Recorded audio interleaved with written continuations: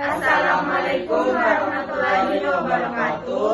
Perkenalkan, nama saya Hardianti. Saya Norahmia. Saya Marjan Mansur. Saya Nurajiza Hamzah. Saya Putri Malia Ishak. Saya Rahmat Hidayat Asari. Saya Ilham Bisa. Kami dari kelompok 2 akan merekonstruksi ulang peristiwa kejadian sekitar proklamasi.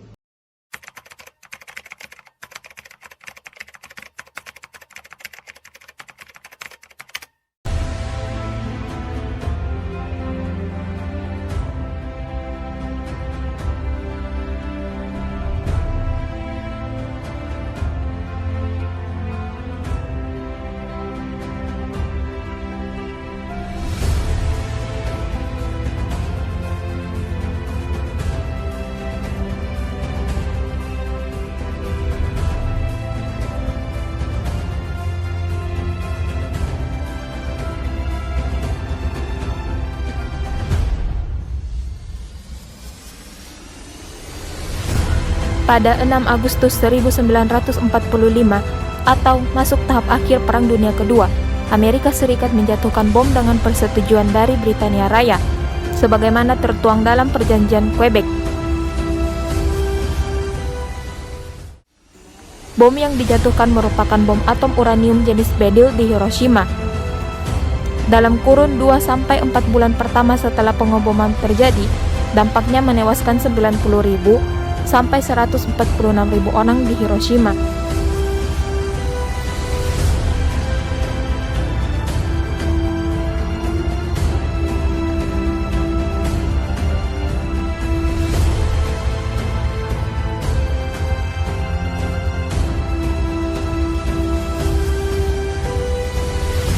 Pada bulan-bulan seterusnya, banyak orang yang tewas karena efek luka bakar, penyakit radiasi, dan cedera lain disertai sakit dan kekurangan gizi.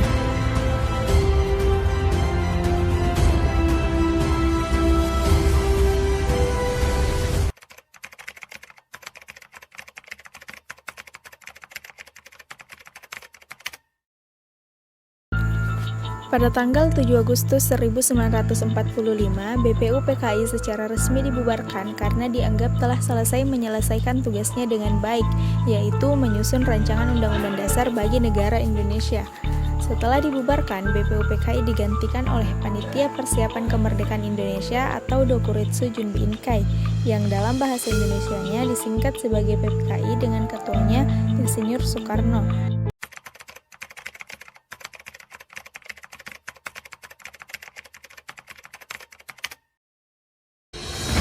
Berbeda dengan Hiroshima, hampir semua bangunan di Nagasaki bergaya Jepang lama, terbuat dari kayu atau kerangka kayu dengan dinding kayu dan beratap tanah liat. Banyak industri dan usaha kecil didirikan di bangunan kayu atau material yang lain yang tidak mampu menahan ledakan.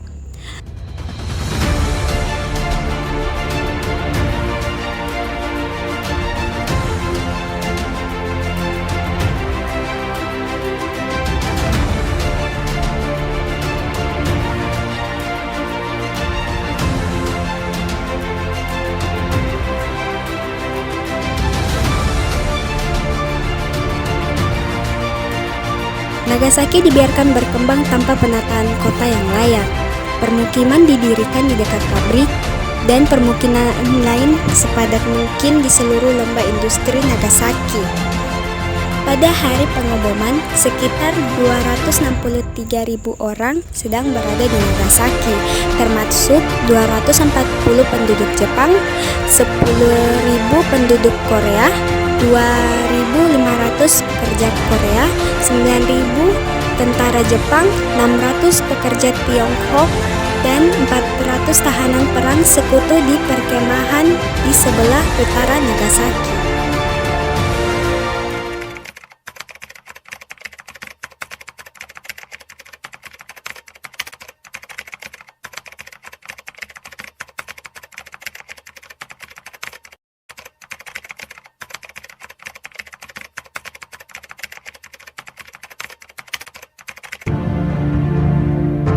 Pada tanggal 12 Agustus 1945, Jepang melalui Marsekal Terauchi di Darat, Vietnam, mengatakan kepada Soekarno, Hatta, dan Rajiman bahwa pemerintah Jepang akan segera memberikan kemerdekaan kepada Indonesia.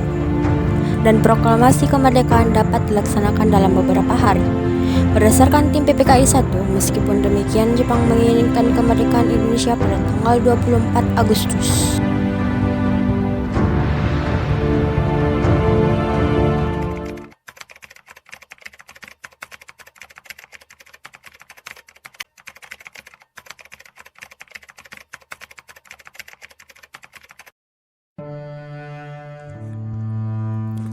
Pada tanggal 14 Agustus 1945, 2 hari kemudian, saat Soekarno-Hatta dan regimen kembali ke tanah air dari Dalat, Sultan Syahrir mendesak agar Soekarno segera memproklamasikan kemerdekaan karena menganggap hasil pertemuan di Dalat sebagai tipu muslihat Jepang. Karena Jepang telah menyerah kepada sekutu dan demi menghindari perpecahan dalam kubu nasionalis antara anti dan pro-Jepang.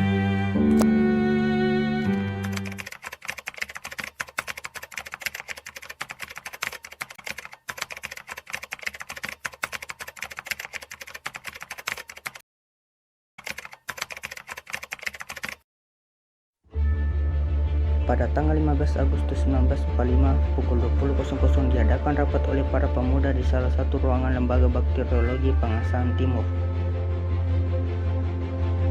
Putusan rapat adalah bahwa kemerdekaan Indonesia adalah hak dan soal rakyat Indonesia sendiri, tak dapat digantung-gantungkan pada orang dan kerajaan lain. Maka diputuskan segala ikatan dan hubungan dengan janji kemerdekaan dari Jepang dan sebaliknya mengharapkan diadakannya perundingan dengan Insinyur Soekarno.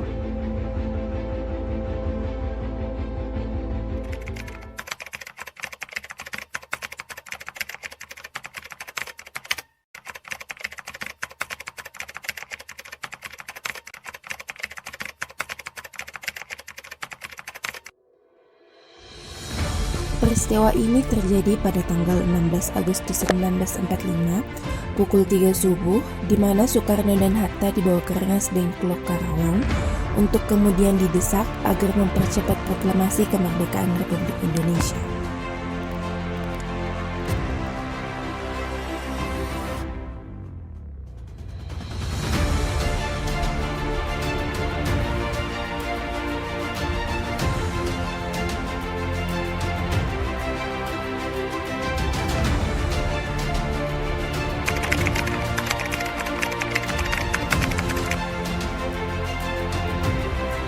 Adapun teks tersebut merupakan buah pikir Presiden Soekarno yang dibantu dengan Muhammad Hatta dan Ahmad Subarjo. Awalnya teks proklamasi kemerdekaan Indonesia ditulis tangan oleh Soekarno, namun kemudian diketik oleh Sayuti Melik dan ditandatangani langsung oleh Soekarno.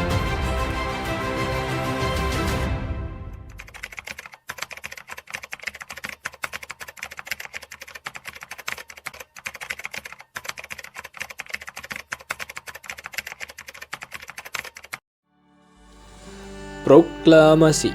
Kami, bangsa Indonesia, dengan ini menyatakan kemerdekaan Indonesia.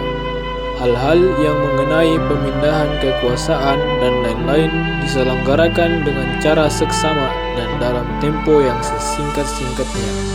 Jakarta, 17 Agustus 1945, Wakil-Wakil Bangsa Indonesia.